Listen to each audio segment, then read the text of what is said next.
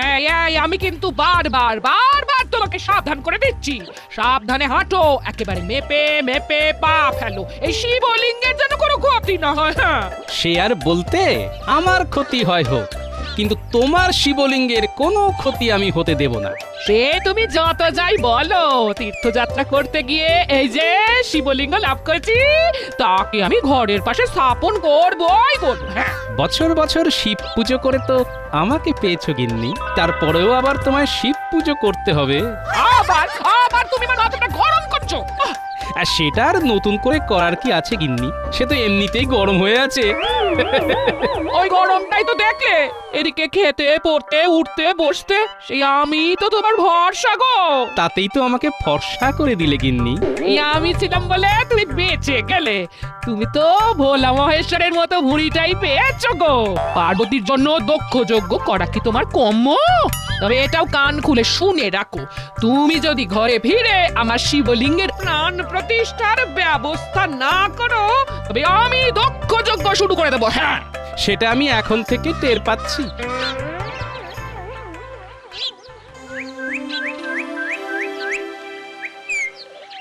এ কি, আজও তো দেখছি গোপাল রাজসভায় অনুপস্থিত। তবে কি এখনো তার তীর্থ করা শেষ হয়নি? শেষ হলেই বা তাকে পাবেন কি করে মহারাজ? তার কি আর সভার কাজে মন আছে? তার মানে খবর আছে মহারাজ, গোপাল এখন মন দিয়ে সংসার সামলাচ্ছে। সে এখন গিন্নি অন্ত প্রাণ, গিন্নির কথায় উঠছে আর বসছে। তাই গিন্নি হুজুগ ধরলেই সেটা গোপাল কিভাবে সামলাবে খালি তাই ভাবছে। শুধু কি ভাবছে, একেবারে কাজ করে দেখাচ্ছে। শুনলাম তীর্থ করতে গিয়ে গোপালের গিন্নি নাকি একটা শিবলিঙ্গ নিয়ে এসেছে, তার প্রতিষ্ঠা করাতে হবে। এখন গোপালের ধ্যান জ্ঞান সেটাই। তার জন্য নাকি গোপাল এখন হিমালয় ফেরত সাধুর কাছেও যাবে।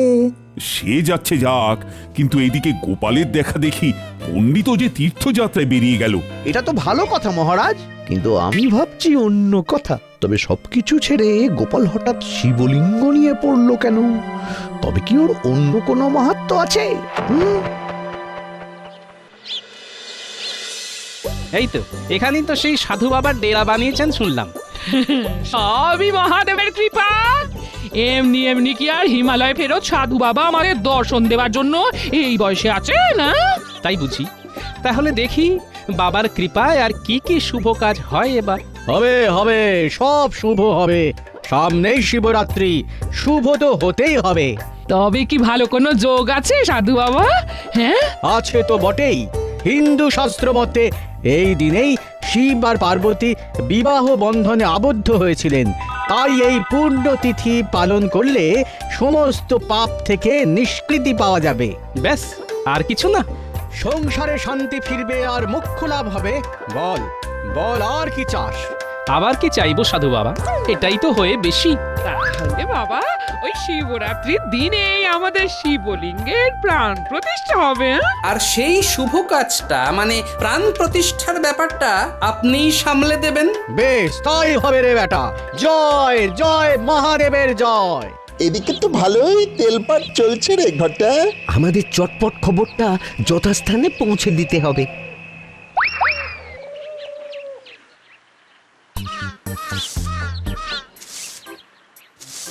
কি গো গিন্নি, তোমার মুখটা আজ কেমন যেন থমথম করছে? থমথম করবি না তো কি করবি শুনি?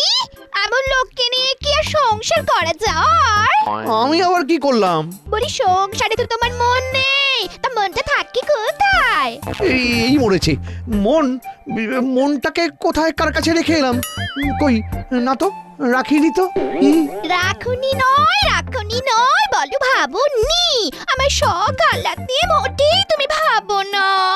এবেলা ও বেলা খালি রাজসভায় ছুটছো। সংসারে কি হচ্ছে না হচ্ছে সে খবর রাখো তুমি। না রাখলে সংসারটা চলছে কি করে?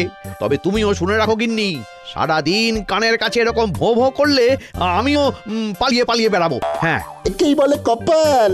একজনের সংসারে শান্তি আসছে আর একজনের কপালে অশান্তি। এবার কিন্তু গোপাল দাদা এই সব ঝামেলা থেকে মুক্তি পেয়ে যাবে আর মন্ত্রী মশাই মাথা ঠুকবেন। এই কি হয়েছে? খুলে বল দেখি আমায়, বল। হ্যাঁ হ্যাঁ, রাগ ঢাকে কি আছে? আমরা তো নিজের কানেই শুনে এলাম ওই হিমালয় ফেরত সাধু বাবার কাছে গিয়ে গোপাল দাদা আর ওর গিন্নি সংসারে সুখ আনারে টোটকা নিচ্ছে।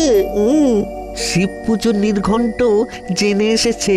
দেখো দেখো, তাহলে আমি কেন তোমাকে দু চার কথা শোনাচ্ছিলাম? এরপরেও কি তোমার টনক নড়বে না? আমার টনক নড়ুক না নড়ুক, গোপালকে আমি কিছুতেই শান্তি পেতে দেব না। না না দাদু, এইভাবে চুপি চুপি আমাদের না জানিয়ে পুজো করা চলবে না। হ্যাঁ, দাদুর বাড়িতে শিব পুজো হবে অথচ আমরা কোনো দায়িত্ব পাবো না, সেটা হবে না। ওই দেখো আমার কচি কাচারা চলে এসেছে। আর মনে মনে বেশ গোসাও করেছে মনে হচ্ছে। এখানে শিব পুজো হবে আর আমরা কোনো কাজ করব না, তাই আবার হয়? হবে কি করে? তোদের ছাড়া তো সবকিছু ঠিক করে জোগাড়ই করা যাবে না রে। এই যে এই শিবের পুজোয় অপরাজিতা, ধূত্র, আকন্দ ফুল আর বেল পাতার আগে সেটাকে জোগাড় করবে শুনি। আমরা ছাড়া আবার কে করবে? তাহলে তোদের যে প্রয়োজন আছে সেটা তো বুঝতে পেরেছিস। কোনো চিন্তা নেই, আমরা সব জোগাড় করে আনবো। এদিকে না হয় সব জোগাড় হয়ে গেল, কিন্তু ওদিকে শিব পুজোর নেমন্তন্নটাই তো করা হয়নি এখনো। সেটা কি এবার আমাকেই করতে হবে? তার জন্যে তো এই শর্মা আছে, ঠিক সামলে দেবে। মনে হচ্ছে খুব ধুমধাম করে এবারে পুজো হবে। তাহলে মন্ত্রী, আপাতত তেমন কোনো উৎসব অনুষ্ঠান নেই, তাই তো? থাকলেই বা কি মহারাজ, ভেতরে ভেতরে কে যে কি করে ফেললো সেটা তো আর জানতে পারছি না। মন্ত্রীমশাই বোধহয় গোপালের বাড়িতে শিবলিঙ্গ স্থাপনের কথা বলছেন। তেমন কিছু হলে গোপাল নিশ্চয়ই আমাদের ডাকবে, আমি নিশ্চিত। সেই আশাতেই থাকুন আপনি। হ্যাঁ, গোপাল করবে নিমন্ত্রণ, তাহলেই হয়েছে। না না, এখনো কিছু হয়নি, তবে এবার হবে, মানে নিমন্ত্রণ। এই তো গোপাল এসে গেছে। তাহলে ওই কথাই থাকলো মহারাজ, আগামী শিবরাত্রির দিন এই গরিবের বাড়িতে আপনি সহ সকলের নিমন্ত্রণ। শিবলিঙ্গের প্রাণ প্রতিষ্ঠা হবে। কিন্তু একা হাতে গোপাল সব দিক তুমি সামলাচ্ছ কি করে? পুজোর কাজ তো বড় কথা নয়। আমি থাকতে গোপাল ঝামেলায় পড়বে, এমনটা ভাবলেন কি করে মহারাজ? কোনো চিন্তা করো না গোপাল, পুজোর দায় দায়িত্ব খুঁটি নাটি আমি সব সামলে দেব। বাহ বাহ বাহ, পুজোটা গোপালের বাড়িতে হচ্ছে বটে, তবে তার জন্য তো সবাইকে সাহায্যের হাত বাড়িয়ে দিতে হবে। এই অজুহাতে মন্ত্রীমশাই ষড়যন্ত্রী মশাই হয়ে যাবেন, সেটাও বেশ বুঝতে পারছি। তবে এখনই ওকে ঘাট থেকে নামিয়ে ফেলা যাবে না। মন্ত্রীমশাই নিজে যখন সব সময় গোপালের সঙ্গে সঙ্গে থাকবে, তখন আর চিন্তা কি? হ্যাঁ। কি গোপাল, তুমি খুশি তো? গোপালের বাড়িতে হবে শিব পুজো, তাই রব উঠেছে সাজো সাজো। মহারাজেরও যখন এইরকমই ইচ্ছে তখন তাই হবে। আমার যখন যেমন প্রয়োজন তেমনটা মন্ত্রীমশাইকে জানাবো, তবে কাজের কাজটা নিজেই বুঝে নেব। তুমি নিশ্চিন্তে থাকো গোপাল, আমি চীনের জোকের মতো তোমার সঙ্গে লেগে থাকবো। এবার আমার কোনো সন্দেহ নেই যে পুজোটা তুমি মন দিয়েই করেছো। হ্যাঁ, এতক্ষণ তাহলে সন্দেহ ছিল বুঝি? সেটা একটু ছিল বটে, তবে এবার যখন তুমি নিজেই আমাকে সাধু বাবার কাছে নিয়ে যাচ্ছ, তখন আর কোনো ভাবনা নেই, চিন্তাও নেই। হ্যাঁ, তবে আমার যে চিন্তা হচ্ছে কি নেই, মন্ত্রীমশাই ছুঁচ হয়ে ঢুকে ফাল হয়ে বেরোবে। কি আবল তাবল বলছো বলো তো? মন্ত্রীমশাই যেচে সাহায্য করতে চাইছে, তার মানে নিশ্চয়ই এর পেছনে মন্ত্রীর অন্য কোনো উদ্দেশ্য আছে। এ তোমার সন্দেহবাতিক মন গো, সন্দেহবাতিক মন।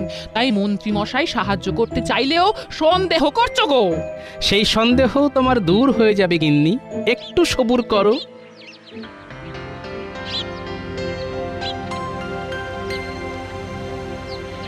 আবার কি চাই? হ্যাঁ, শিবরাত্রির পুজোর আচার উপকরণ সবই তো জানা হয়ে গেছে, এবারে শুধু ভক্তি ভরে পুজো করতে হবে। সেই পুজোটা যে আপনাকেই করতে হবে সাধু বাবা, তার জন্য যেমন যা অর্থ লাগবে আমি আমার সামর্থ্য মতো দেবার চেষ্টা করব। না না না, অর্থ নয়, ভক্তি ভাবটাই তো আসল। তবে শিবরাত্রির পুজো বড় একটা কম হ্যাপা নয় কিন্তু। এমন ভাবে কি করতে হবে আপনি একটু বুঝিয়ে দিন সাধু বাবা। 4 প্রহর ধরে মহাদেবের পুজো হবে, প্রথম প্রহরে জল দিয়ে, দ্বিতীয় প্রহরে দই দিয়ে, তৃতীয় প্রহরে ঘি এবং শেষ প্রহরে মধু দিয়ে শিবলিঙ্গের প্রাণ প্রতিষ্ঠা করতে হবে। তাহলেই পুজো শেষ? তাই আবার হয়?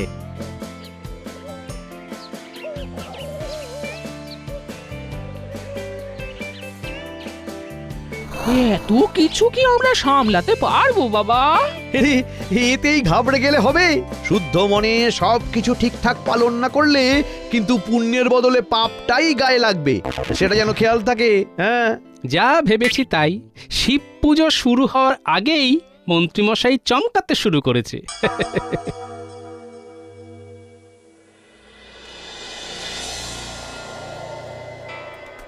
অত করে বললাম, তবু যদি তোর একটু একটু টনক নড়ে, সেই সারাক্ষণ রাজসভা আর মহারাজের দায়িত্ব সামলাচ্ছেন।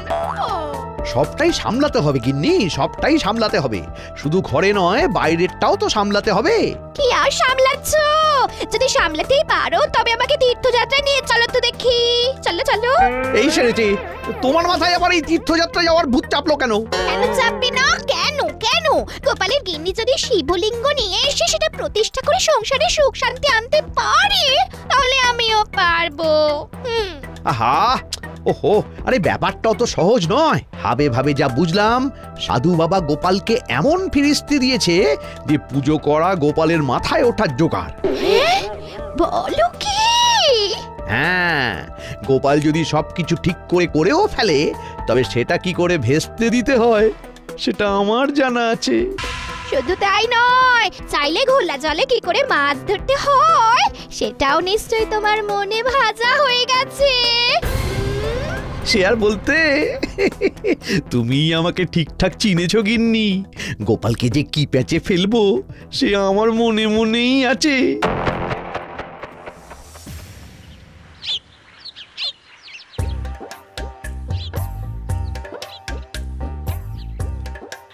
এই তো এইবার কেমন পুজো পুজো মনে হচ্ছে। হ্যাঁ, কলসিতে ভরে গঙ্গা জল দিয়ে এসেছি। এটা না হলে তো পূজাই শুরু করা যাবে না। সে না হয় এনেছিস, কিন্তু এবার বাকি কাজগুলো তো সামলাতে হবে নাকি? এরপর আর কি কাজ আছে গো গোপাল দাদু? কাজ বলে কাজ, এরপরে দুধ, দই আর মধু লাগবে। সেই সব নিয়ে চাপ নিতে হবে না। দুধ আর দই ভোলা ময়রা দিয়ে যাবে, আর পুটির বাবা মধুও দিয়ে যাবে। হ্যাঁ, বাহ, তাহলে তো মিটেই গেল। এবার তাহলে পায়ের উপর পা তুলে বসে থাকি। আর আমরা একটু হুটাপাটি করি। পুজোর জোগাড় কি আমি একা করবো? এই সাধু বাবা এই চলে এলেন বলে। হ্যাঁ, তার আগেই আমি চলে এসেছি, তবে দুধ না নিয়েই আসতে হলো। কেন, কি হলো আবার? দুধে চো না পড়ে ওই দুধ নষ্ট হয়ে গেছে, তাই না দুধ না দই কিছুই পাওয়া যাবে না। সে কি? তাহলে কি হবে? কি হলো সেটা তো আমিও বুঝতে পারছি না। মধু নিয়ে আসে যে ছেলেটা, তারও তো আজ কোনো পাত্তা নেই। এ মা, তাহলে কি হবে?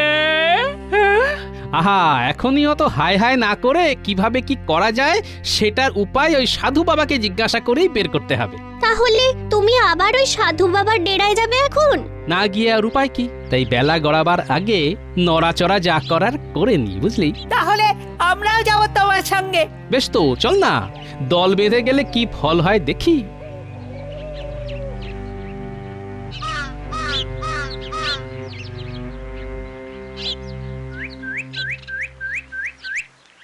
তাহলে যেমন যা বলেছিলাম তেমন সব গুছিয়ে ফেলেছিস তো? একেবারে দায়িত্ব নিয়ে চেপে দিয়েছি, সব জায়গায় আটকে দিয়েছি। আমরা এমন চেপেছি যে গোপাল দাদা পুরোপুরি চাপে পড়ে গেছে। যাই হোক, শোন, প্যাঁচটা হালকা করা যাবে না। পুজোর জোগাড়ে যদি ঠিকমতো না হয় তবে পুজোই হবে না। আর পুজো না হলে পুণ্য হবে না। না না, আরে গোপালকে বিশ্বাস নেই, তাই ও ডালে ডালে গেলে আমাকে পাতায় পাতায় যেতে হবে। আমি জানি গোপাল এখন কি করতে পারে, তাই এটা ওটা ছেড়ে মাথাটাকেই ঘুরিয়ে দিতে হবে, বুঝলি? আপনি কিচ্ছু ভাববেন না মন্ত্রী মশাই, সাধু বাবার খাতির যত্নের কোনো অভাব হবে না। আপনার কোনো বদনাম হবে না। তোরা এই দিকটা দেখ, বুঝলি? বাকিটা আমি সামলে নিচ্ছি, তবে সবটাই খুব তাড়াতাড়ি করতে হবে কিন্তু।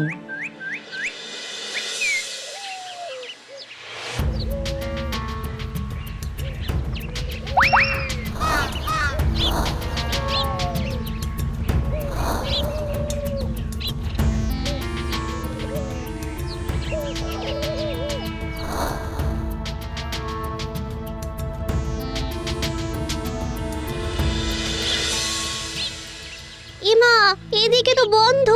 যা, সাধু বাবা কোথায় চলে গেল? সাধু বাবাকে তো রাস্তাতেও দেখলাম না।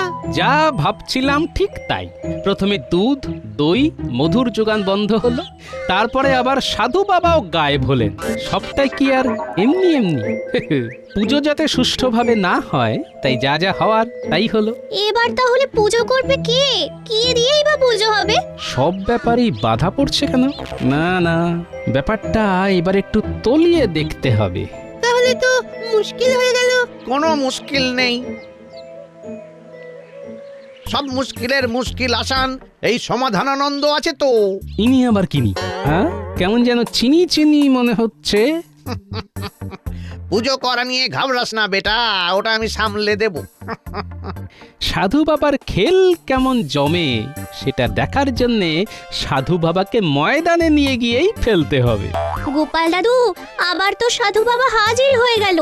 তাহলে চলুন বাবা, ওই পুজো পাঠ শুরু করবেন, চলুন।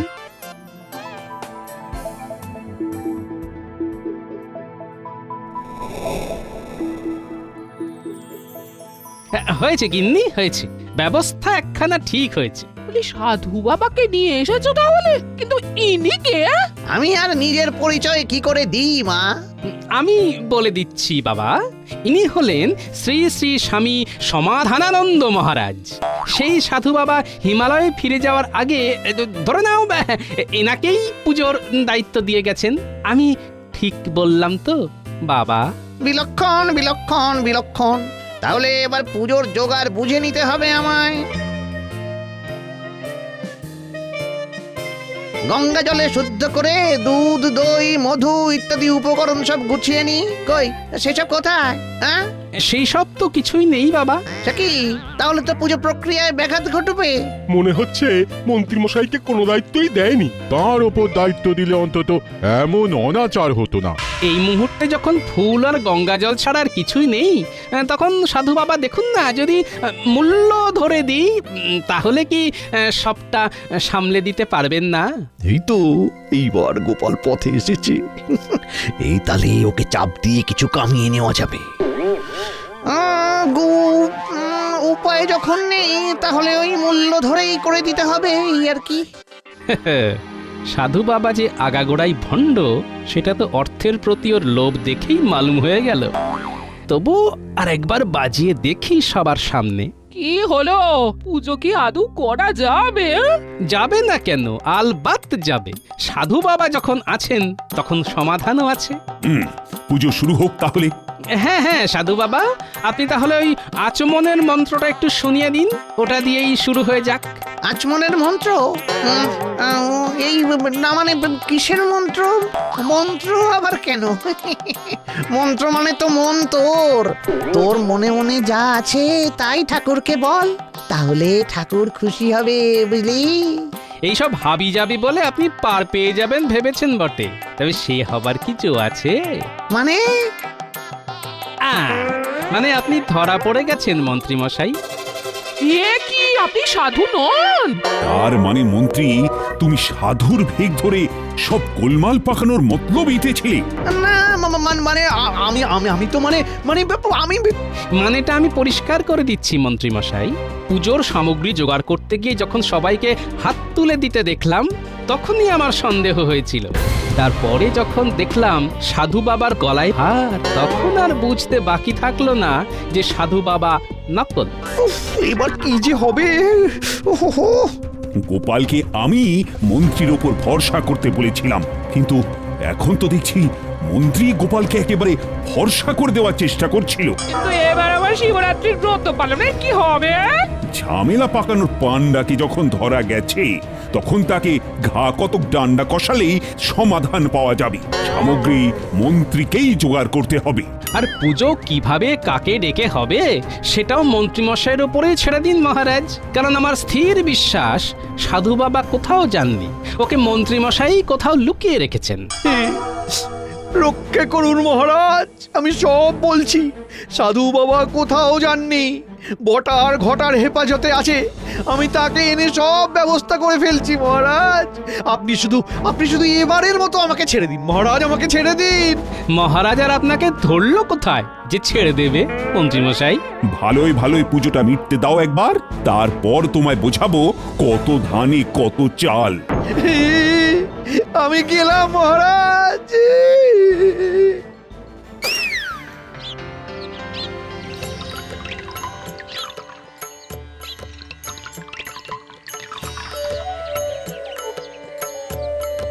কি গিন্নি, এবার খুশি তো? খুশি হব না? সত্যি শিবের মতো একটা বর পেয়েছি গো আমি, বর। যাক, এতদিনে তাহলে সার কথাটা বুঝেছো তুমি।